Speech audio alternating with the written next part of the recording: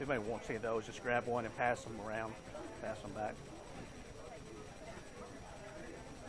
Actually, give me one of them, and I'll may have one. Okay, let's go ahead and get started today. I've got a few things to talk about before we actually get to chapter 6. One is your test grades are now posted on Canvas. Okay, I mean I just finished them literally 5 minutes before I walked into class. Okay, but they are posted, and I will tell you the grades, as an average, were fantastic. They were really, really good grades. The average grade in the class was right at an 80, a 79.6, something like that, 79.5, which for a time value of money and the risk and return test is a really, really good average. Okay, that's about 10 points above what I typically average. Okay. So what that means is you really learned it and you really did a good job, or you really took advantage of the professor giving the test. Okay, I don't know which one, but one of the two. Dr. Acharya, he's younger than me, he's nicer than me, and so I don't know. You might have had him give you 20 answers. I don't know, but anyway, you did a really good job on the test. So let me congratulate you on that. Also, somebody had asked about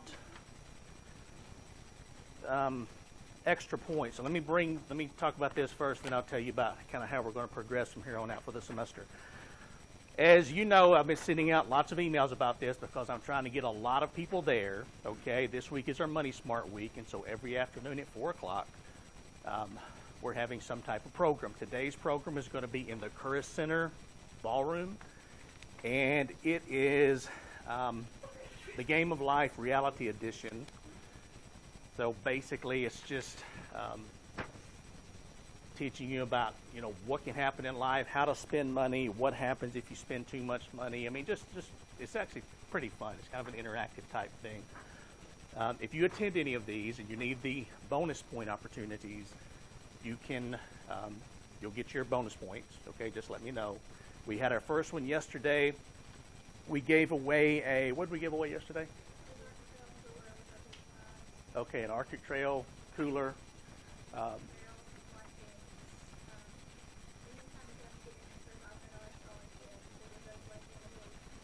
Yeah, we're giving away, just me. I was telling somebody this, not me personally, but the Center for Banking and Finance.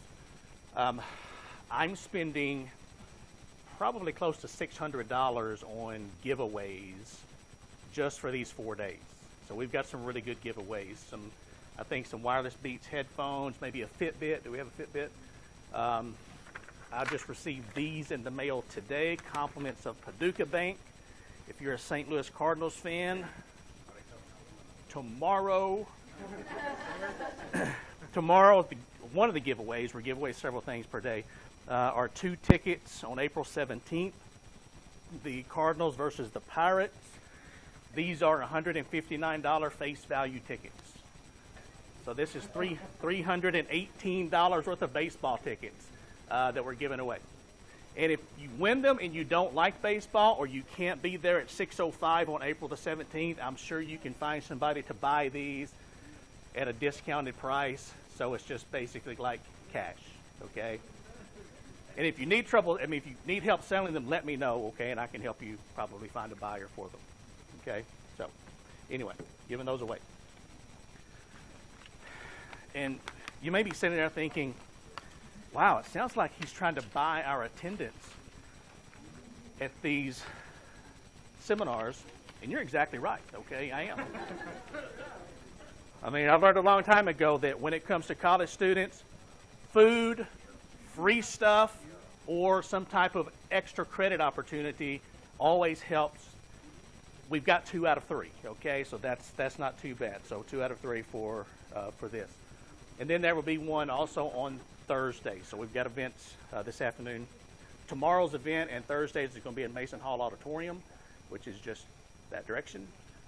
Actually, that direction. What else? This is the flyer that's coming around. You can take a look at this if you want to. Just kind of gives you some information about it. And Oh, the rest of the semester. Okay, so we've got test 2 over with.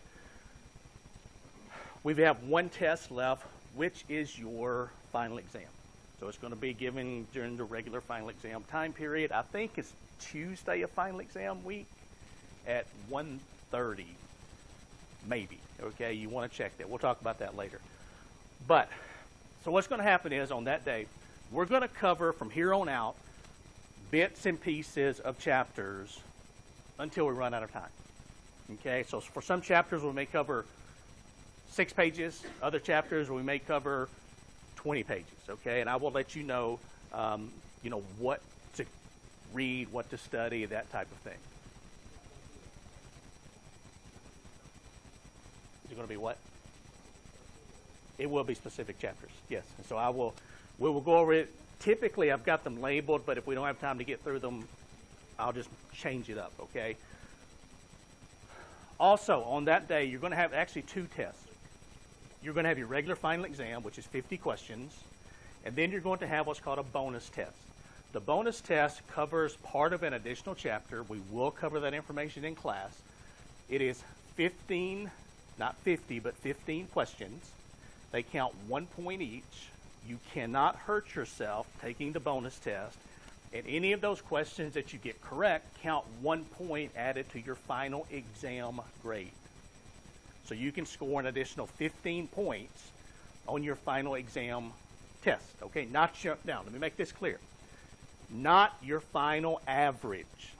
Okay, your final exam test. I'm pretty generous. I can't be that generous. Okay, so if you make an 80 on your final exam and you score a 14 on the bonus test, you made a 94 on the final exam. Okay, and the reason I do it that way is the additional chapter that, again, we covered in class, but if you need those points, or if you want to study for that, or you want to be go above and beyond what you have to do, that opportunity is there. If you say, screw it, I'm not interested in doing that, I just want to study what's going to be on the final, and I want to guess at all of the bonus exam questions, you can do that too. Okay? Statistically, out of 15 questions, you should get almost 4 correct. So that's 4 points would be added to your final exam score. But we'll talk more about that later. I just wanted you to know, as we're moving forward, how we're going to kind of approach the class. Okay, so are there any questions before we start into chapter 6? So we're jumping back to chapter 6 now. We'll spend a little bit of time on bond valuation. This is basically about bonds. Chapter 7 is going to be stocks and stock valuation, and we'll actually talk about how to trade stocks if you're interested in that, how to open an account, kind of what that looks like. And then we'll move on to chapter 9, and then we'll just keep going again. So bits and pieces of chapters. Okay, so questions about anything? The same day as the final exam. Yes. So what will happen is you'll have 2 different tests. You'll take the regular final, you'll turn it and the answer sheet in for that. I will hand you the second bonus test and the second answer sheet. You'll take it, turn it in. When you're finished, you're done. All right. So, questions? All right, let's talk a little bit about chapter 6. Now, if you have a financial calculator, you're going to need your financial calculator in this chapter. I have a couple of here if anybody needs to borrow one. And by the way, someone has borrowed one of these. So if you do have it, I don't mind you using it in class, but if you could bring it back at the end of class so that I can let other students use it, I will have these in class. Okay, and I think it's a silver, one of the silver models. So if you can do that, I would appreciate it.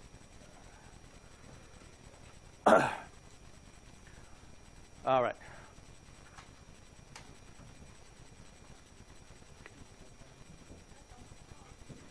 Not only is it hot in here today, I've been in Maine for the last 5 days where we got 8 inches of snow on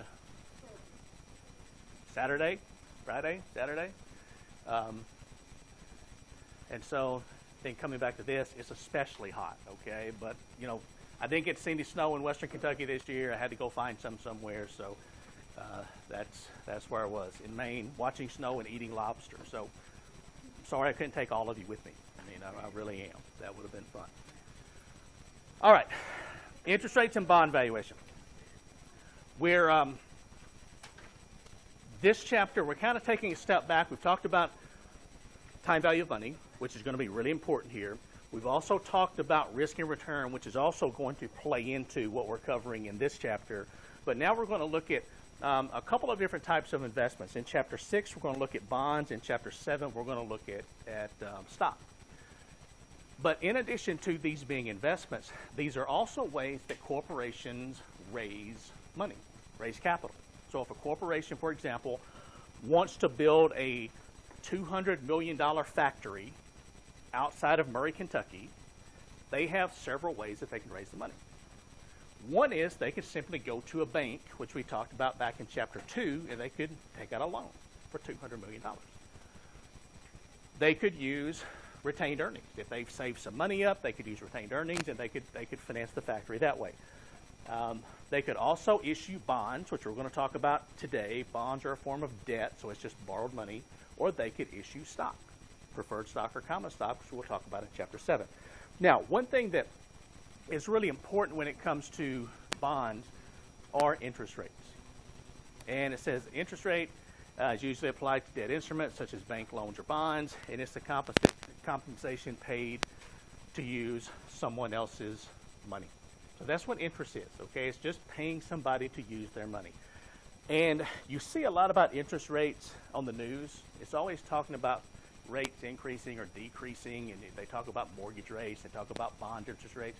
That's a really important part of our economy, because what happens is as interest rates go up, the economy tends to slow down some.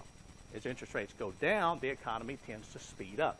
And so that's one way that the Federal Reserve uses to either stimulate the economy or slow down the economy to keep from having inflation.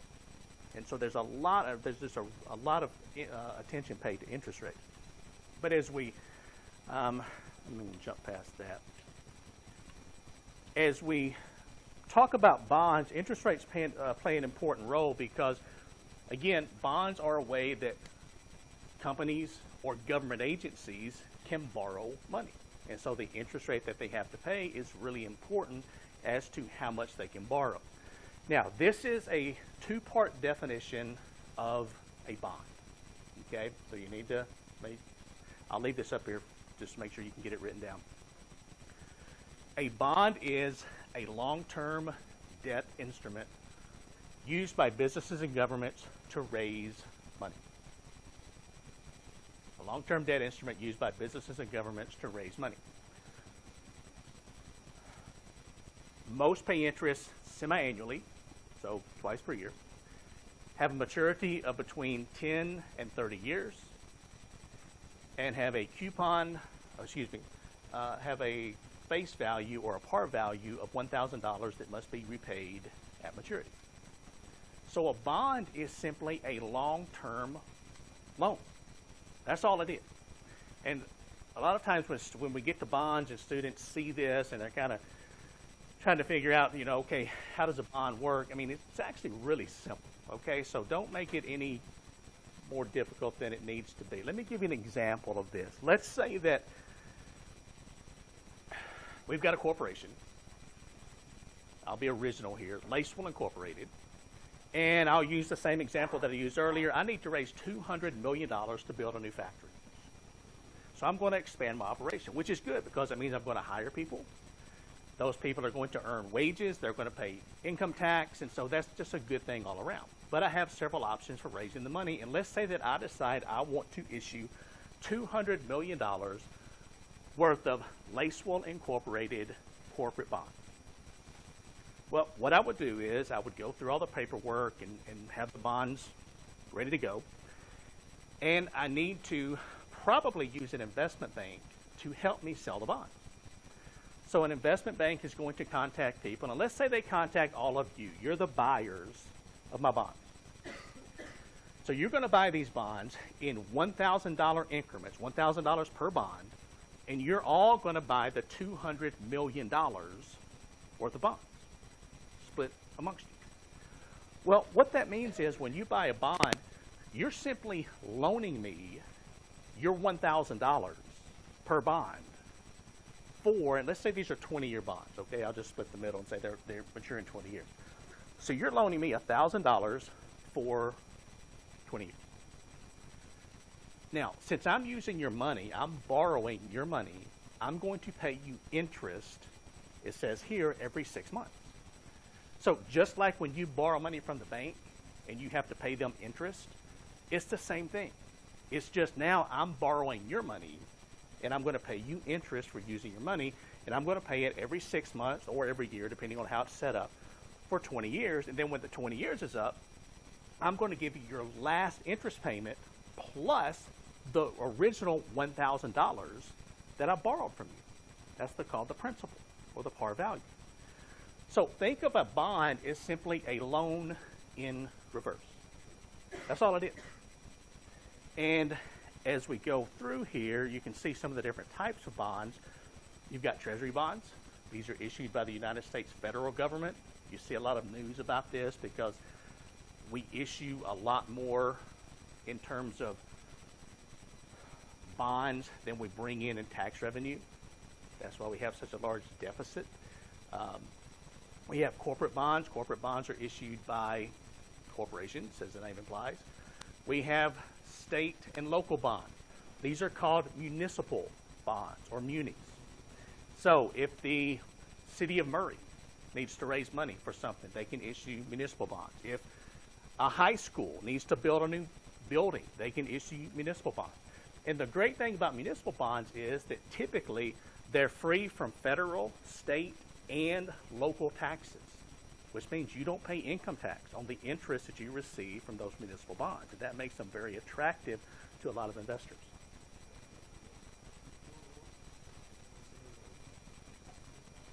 A what?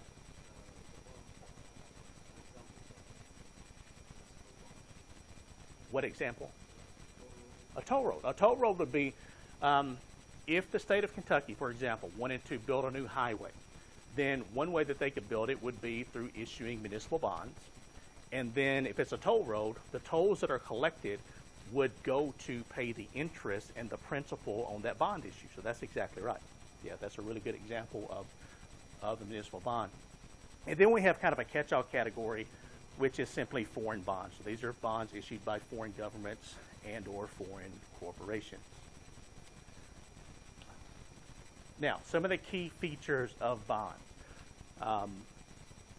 Again, you need to know these for the test. The par value, this is the face value of the bond. This is how much is paid at maturity. Typically, it's $1,000. It doesn't have to be. You can issue bonds in increments of $100. You can issue bonds in increments of $10,000. You can even issue bonds in increments of $1 million if you wanted to. The problem is most of us don't have $1 million to invest in one bond.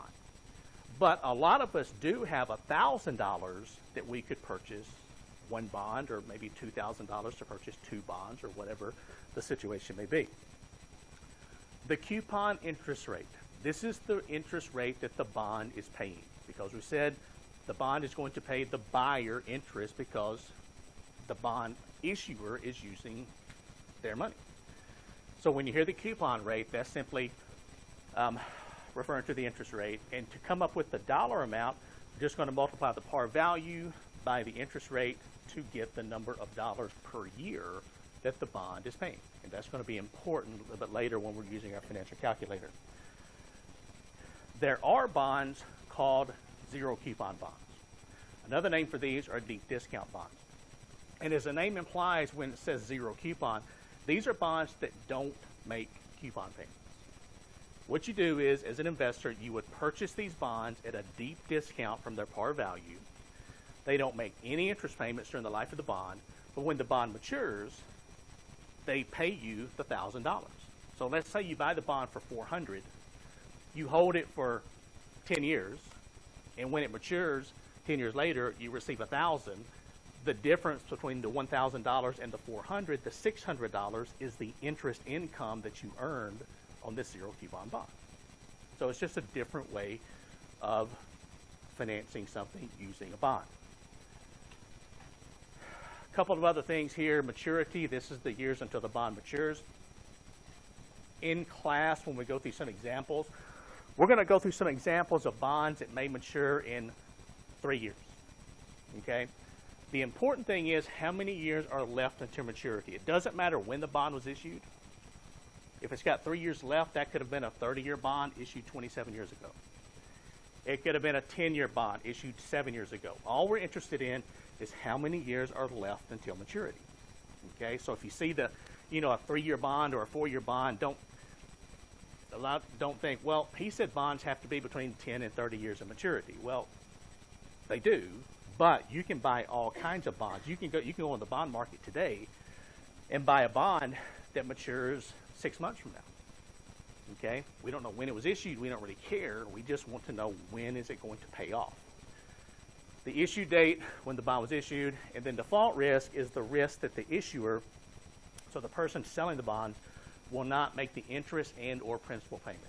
What that means is they're in default of their bond issue, and typically they're filing bankruptcy right after that. Okay? And that could be a corporation or a government. Government entities actually can go bankrupt also.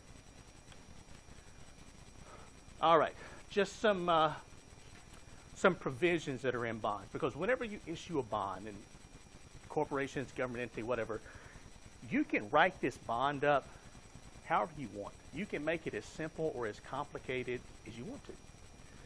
But oftentimes in a bond, there are certain provisions that protect either the bond issuer or the bond holder. Now, not all bonds have these, but a couple of the more popular ones I wanted to bring to your attention. One is called a call provision. And it says here, this is when the bond issuer can refund or buy back the bonds if interest rates decline. This helps the issuer but hurts the investor. And a couple of other things here underneath it. It says borrowers are willing to pay higher interest rates, and lenders require higher interest rates on callable bonds. Most bonds have a deferred call and a declining call premium. All right, so what this means is, let's say that I'm an issuer of a bond, and interest rates are currently, and I'm just going to make this rate up, interest rates on a bond of my risk level, because bonds are graded on how risky they are. And let's say that my company, it's sort of a new company. Its financials aren't the strongest. And so I'm going to have to pay 9% to borrow money by issuing bonds. So I issue 9% coupon bonds, $200 million worth. Well, let's say 10%. That'll make it a lot easier. What is 10% of $200 million?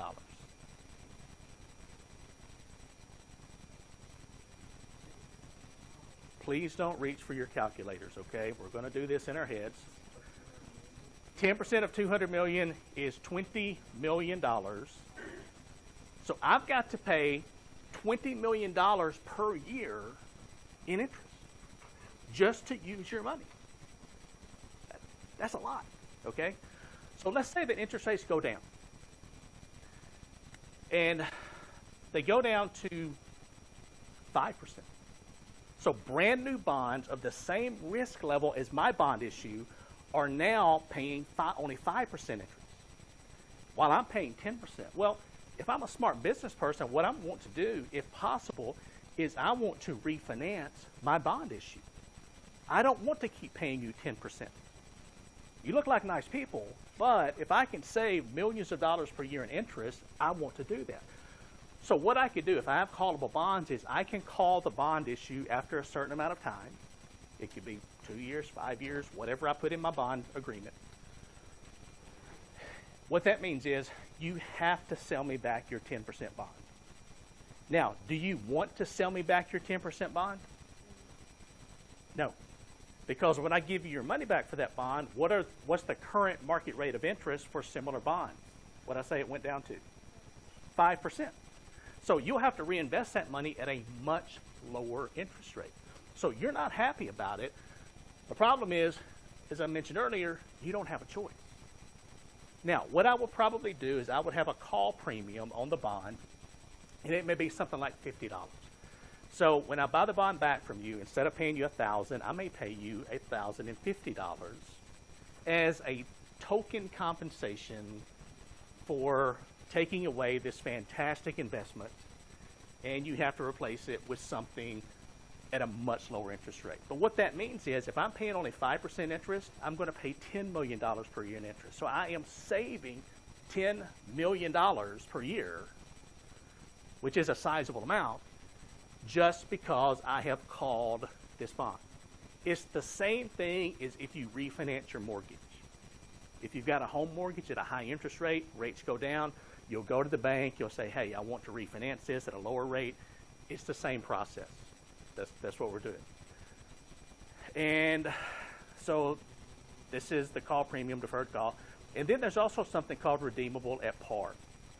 What this means is the holder can sell back the bond to the issuer for its par value. And it says it protects the holder of the bond from rising interest rates. Now, the first one, the call provision, protects the issuer. The redeemable at par clause protects the owner of the bond. Now, as we'll see in just a minute, there's a negative relationship between bond prices and interest rates. And if you leave any finance class, you should leave at least knowing that if if interest rates go down, bond prices go up. If interest rates go up, bond prices go down. So what this is saying is, if interest rates go up, the value of the bond that you own is going to go down. It's worth less. And we'll explain why in just a minute. Now, you're not too happy about this, especially if you want to sell the bond. So what this means is, if you've got a redeemable at par clause, you can simply contact me, the issuer, and say, hey, I want you to buy back this bond for $1,000, and I have to do that. Okay? Now, again, these aren't in all bonds, but they are in some bonds. So depending on which side of the fence that you're on, this can be a good or a bad thing. And then just some other terms here. I'm going to skip through these, but if you would take a look at them on your own time. A bond indenture, standard debt provisions, restrictive covenants, those types of things. And here's some other. If you see the bold print, just take a look at the definitions. All right, so bond valuation. So this is the numbers part. Now, what you see here is a little bit easier to see. Some of the numbers are going to get pretty small here in a minute. What you see here, it says value a 10-year, 10% annual coupon bond if the required return, and the D stands for debt. So the required return on the debt is 10%. So what you see here in this timeline, this is simply this 10-year bond. The $100 is 10% of $1,000. Now, notice it doesn't mention anywhere in here what's the par value of the bond. So if it doesn't mention it, we assume it's $1,000. So 10% of 1,000 is 100. So each year, year 1, year 2, year 3, 4, 5, 6, 7, 8, 9, and 10, this bond is going to pay $100 in interest. But notice in year 10, it's going to pay the last interest payment, plus it's going to pay the $1,000 par value or face value of the bond. So again, just like a loan in reverse. But instead of you borrowing the money, if you purchase the bond, you're the one that is receiving the interest payments and the principal for letting them use your money. Now, what we're doing here with bond valuation, and this kind of messed up a little bit in the transfer to PowerPoint, but it's supposed to look like this. We're taking the present value of all of the future cash flows.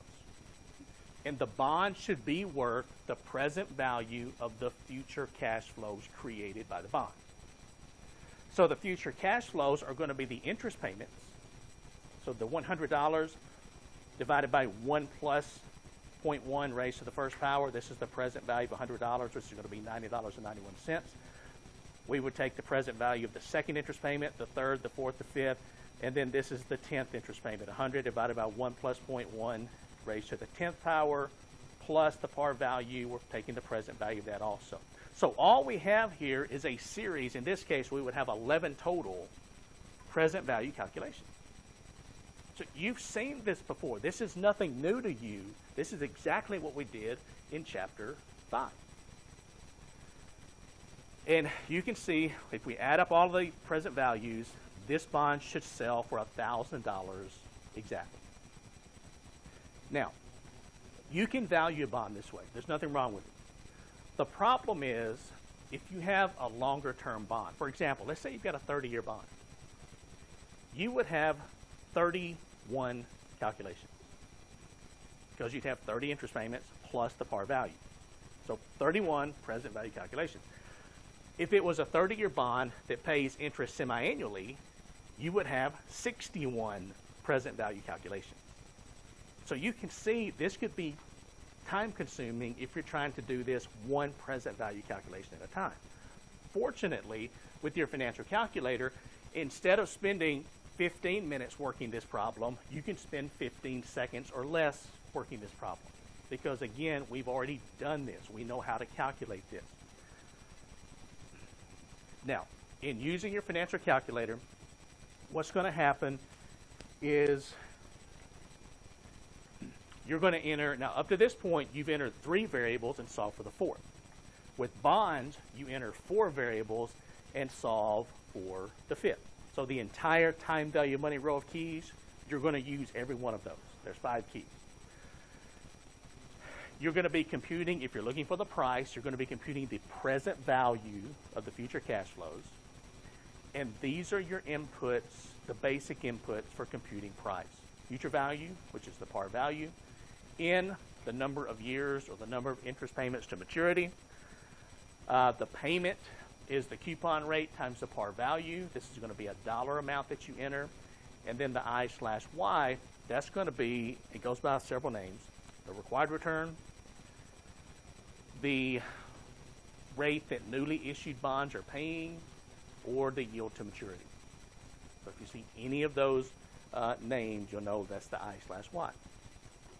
And if we take a look at, I'm going to do this, and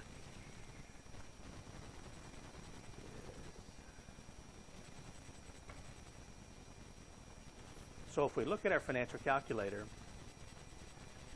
we can see, okay, this is our time value of money row of keys, and we're going to be entering 4 of these, computing the present value, at least to begin with.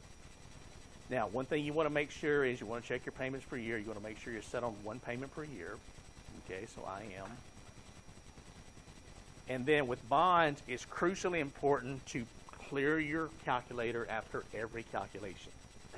So once I've calculated a problem, I've cleared back to 0, then I'll go through my second clear time value of money, second clear work. And now I'm ready to value my next bond.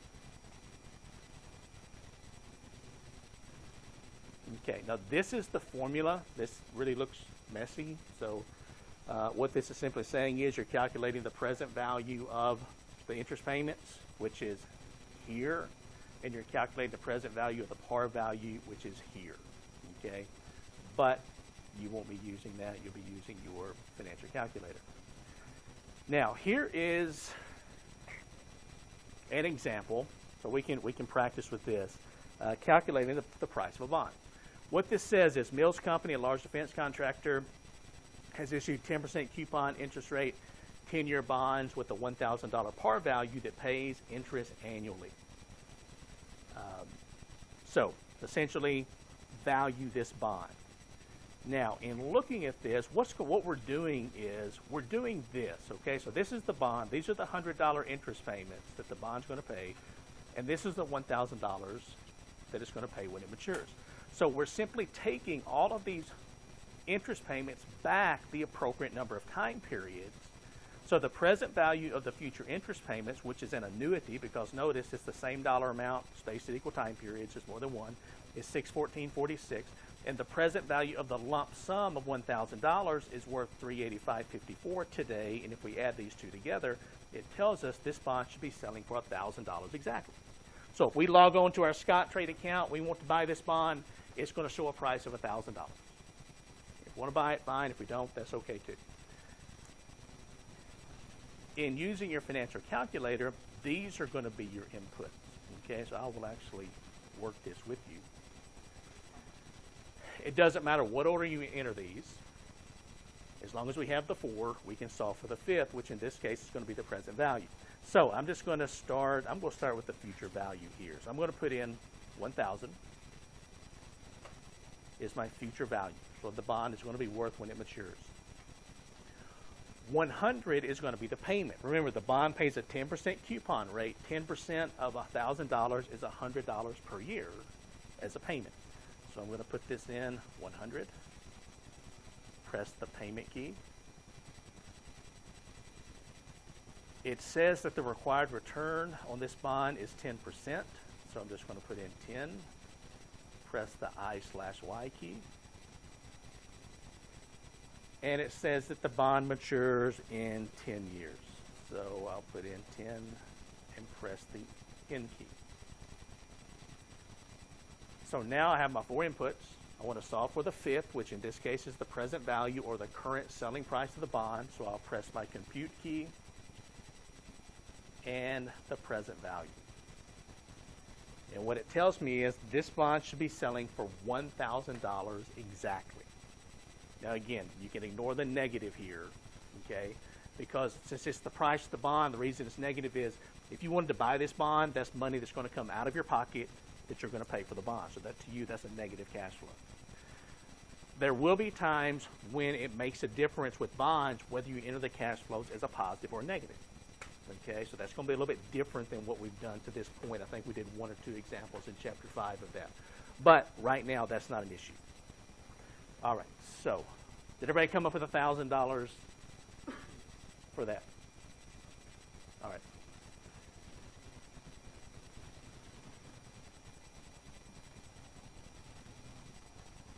Okay, let me just take a look at this for just a minute. Okay, this is talking about bond value behavior. And as I said earlier, there's a negative relationship between bond prices and interest rates. When interest rates go up, bond prices go down. When interest rates go down, bond prices are forced up. It just has to work that way. So let me explain why it has to work that way. It says, I'll cover a couple of these bullet points. Whenever the required return on a bond differs from the bond's coupon interest rate, the bond's value would differ from its par value. Now, what happens is interest rates are constantly increasing and decreasing in the economy. I mean, every single day they're inching up or going down slightly. The business news typically reports on this. The thing is, most people don't pay much interest to what's happening with bonds. Because most of you as investors, especially as young investors, you're not going to be that interested in bonds. You're going to be interested in the stock market. And so the stock market gets all of the news, it gets all of the glamour, it gets some of the bad press also, but the stock market is typically what people get excited about. I refer to bonds and the bond market as the vanilla ice cream of the investing world. The reason is bonds just aren't that exciting. So if you walk into an ice cream place and you've got 50 different flavors in front of you to choose from, one of them being vanilla, you're probably going to choose something more exciting. The double fudge brownie caramel or the triple strawberry cotton candy, whatever. I mean, you're going to choose something more exciting than vanilla. But if you're eating dinner and the waitress comes up to you after dinner and says, oh, by the way, you get a scoop of ice cream with your dinner free. You say, what you got? They say, well, we got some vanilla. You're probably going to say, okay, bring it to me. Because vanilla ice cream is better than nothing if you have no other choices. So bonds are typically good bonds are typically investments for investors who are very risk averse, which means they don't want a lot of risk, or if they're going to take risk, you have to be paid for taking risk, and bonds typically don't pay you for taking that risk. So older people maybe are good are investors in bonds. Banks, your bank, for example, when you deposit money into your bank, the bank can't take your deposit money and invest it in the stock market. The reason is it's too risky. But the bank can take your deposit money and invest it in bonds, as long as they're what's called investment grade bonds. And we'll look at the difference of investment grade bonds a little bit later.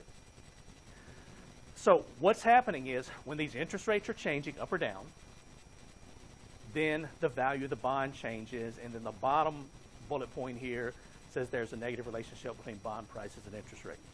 You need to know that for the test. Okay? Now, let me try to explain to you why this occurs. Remember, let's see, let me go back here. Okay, this is our original bond. Let's see. Okay, here we go. Remember, the bond we started with that we valued, it paid 10%, a 10% coupon. It matured in 10 years, had a par value of $1,000, and it should be selling for $1,000. Now, we've got two different possibilities of interest rates here. One's interest rate's increasing, one is decreasing. Let's take a look at the right-hand side first. A decrease in interest rates. In this case, interest rates have gone from, the market rate of interest has gone from 10%, which was where we started with, now it's 8%. Now notice, nothing else has changed. 10 years to maturity, the market rate of interest is now 8%. Our bond is still paying a 10% coupon, or $100 per year, and the face value is still $1,000. But if we go through and compute the price of this bond, and I can do that here, and the only thing I'm going to change is I'm going to put in 8I/Y, compute the present value. And we can see that the present value of the bond is now, it's going to sell for $1,134.20. Now that's for a bond that's going to be worth $1,000 when it matures. Now somebody explain to me, because this is somewhat of a difficult concept sometimes for people to understand. Explain to me, why would somebody pay $1,134 for this bond today if you know it's going to be worth only $1,000 when it matures? So you know right away you're losing $134.20 if you buy this bond. So why would you purchase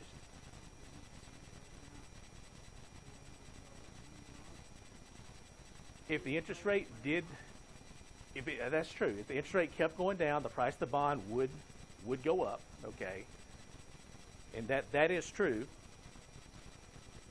But let's just say, just based on right now, why would you pay $1,134.20 for this bond when you could buy a brand new bond at current interest rates of 8% for $1,000? Reducing. These are the same risk bonds.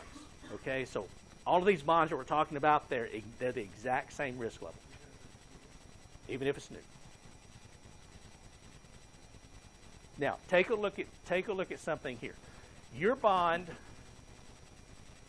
the old bond, was paying a 10% coupon rate, so you'd pay $1,000 for it. If you buy the bond now, market rates have gone down to 8%, but your bond is still paying how much interest? What rate? 10%.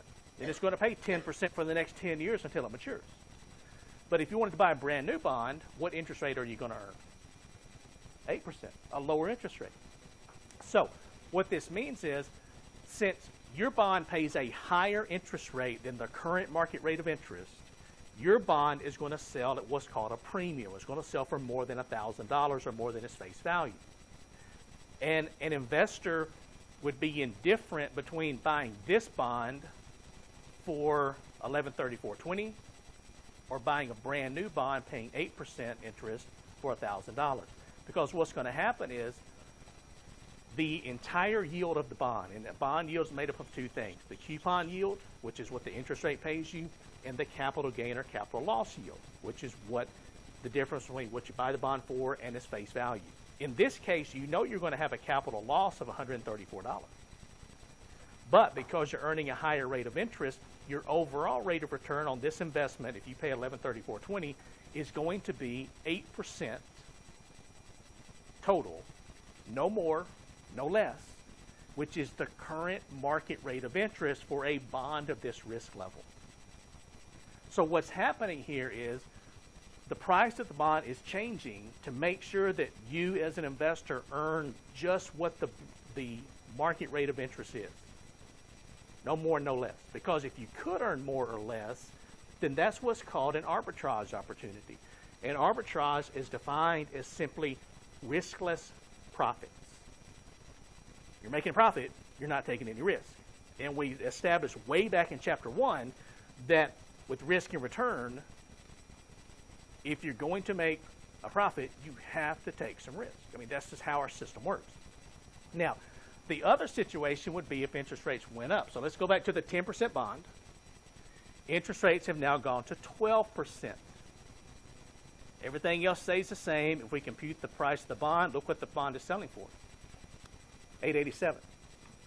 And a lot of people look at this and they say, wow, that's a great deal, because this bond is going to sell for $1,000 when it matures in 10 years. So I want to buy this bond.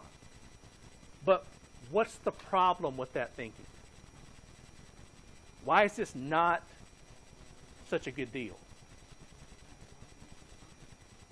Because, well, you're actually on the original bond, you're earning 10% interest. Brand new bonds are paying how much? 12% interest. So even though you're paying a discount for the bond, and you're going to make the $113 capital gain, you're earning less interest, 2% less interest, than the original bond. So again, if we look at what can change when interest rates change associated with the bond, if we look at the future value, that can't change. Okay, we have no control over that. The coupon payment, typically that doesn't change. We have no control over that. The market rate of interest, we can't control that.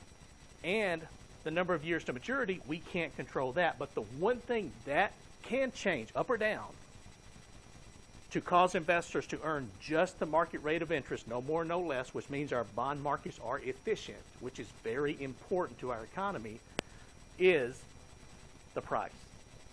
And the price of the bond can go up or can go down depending on what's happening with interest rates. So that's the negative relationship between bond prices and interest rates.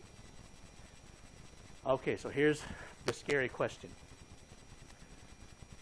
Does that make any sense whatsoever?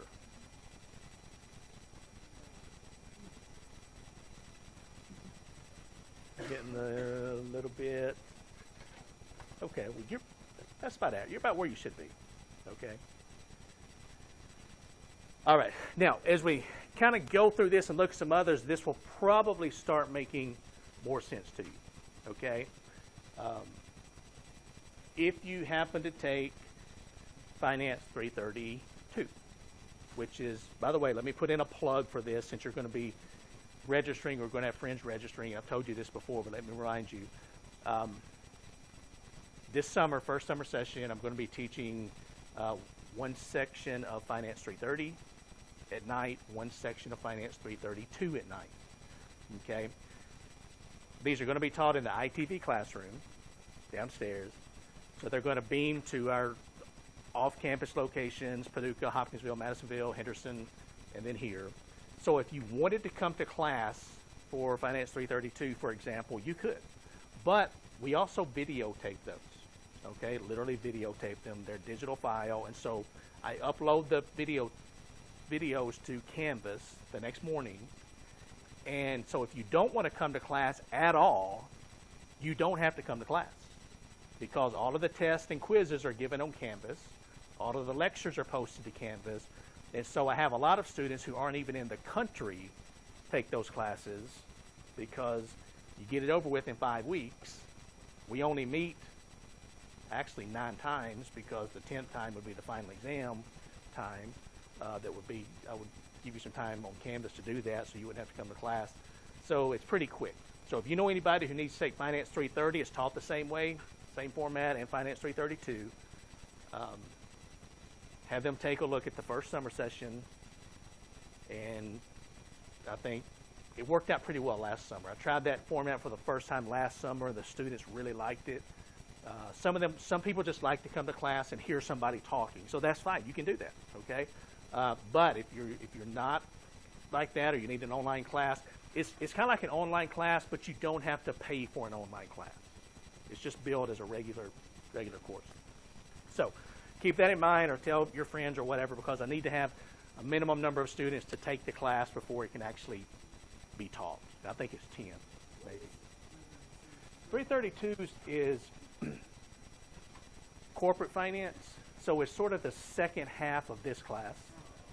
We cover the same material, I mean the exact same topics, it's just you cover them a little more in depth, and they tend to start making more sense, because when you're in this class, we're kind of running through them, but when you're in 332, they sort of start clicking and making sense, okay? All right, let's see here. This and this and this. Okay, I'm trying to figure. All right. Let me say a couple more things here, then I'll let you go. Okay, this is just sort of a summary of what we just talked about. What happens if you start out with a 10% interest rate and rates go up? What happens to the price? If rates go down, what happens to the price? This is, in here, of course, you don't use it, but some of you, I know, like Excel. Excel has some really good bond valuation functions that are built in. So if you're a big user of Excel, this is what you would be doing with it. And then this is actually, and this graph is in every finance textbook. It's simply showing you what happens to the value of a bond as interest rates increase.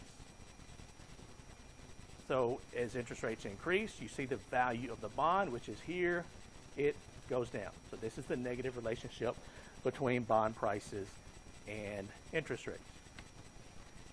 And finally, this just kind of summarizes what we've been talking about. And this is probably a decent place to stop for the day, because we've got another big topic coming up. So on Thursday, we will jump back in here. We'll talk about yield to maturity. We might have a chance on Thursday to get into stock valuation just a little bit, which is chapter 7. Let me remind you of the financial literacy topics. Please show up if you can. Grab 20 friends and bring them with you. Okay, especially your friends who aren't business students. They will learn more than anybody from this. I'll see you all Thursday. Today? At the Curris Center? I will be at the Curris Center today.